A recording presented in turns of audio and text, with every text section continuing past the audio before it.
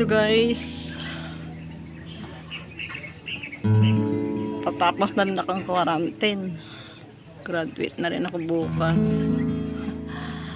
Sa awa ng Diyos, okay na ako. Okay naman talaga ako kasi. Ayan, dito ako sa bintana. Namimintana. Anood ng mga yun, puno ng mga kahoy. Mas tok-tok na yan, hindi mo saan makita kasi maulap. Ano yan, yung People's Park. Ayan. Tapos sa taas ng aming bahay, sa kwarto ko. Yung puno na yan, dyan lang yan sa ano, ibaba banda na baba, bangin, nasa bangin yan, nasa bangin, pero malapit lang dito sa amin. Ay, mga bubong ng mga kapitbahay.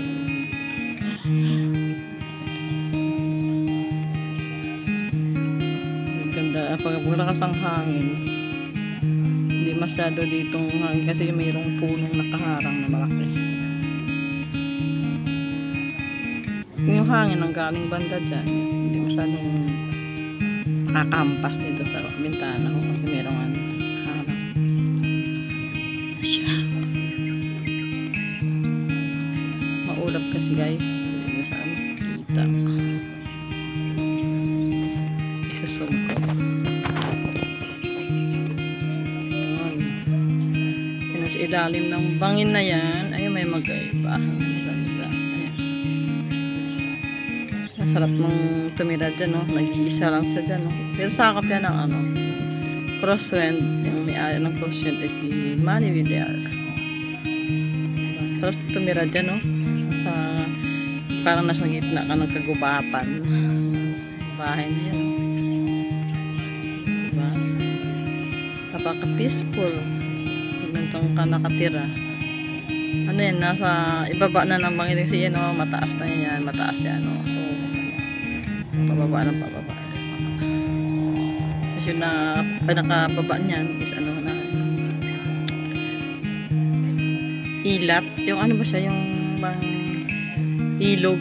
Ilog lang siya maliit. Nagagaling doon sa pinakamataas na doon sa kabila. Doon sa pinakadulo na yun. Laguna na yun. Yun yung malabong yun. Laguna po yun.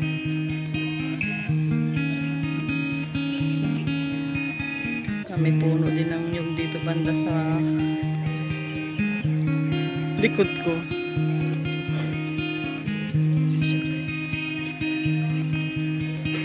Sarap tingnan.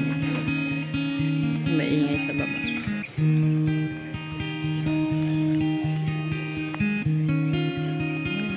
Yan, kondo. Kondo po yan. Condominium na ginagawa. Kaya na yan kay Manny Villar din.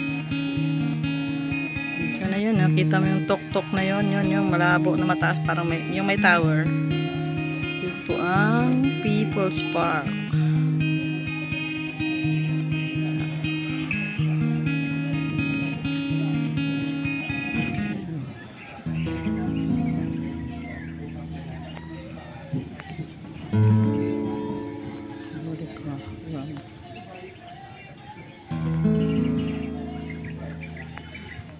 Ayan guys,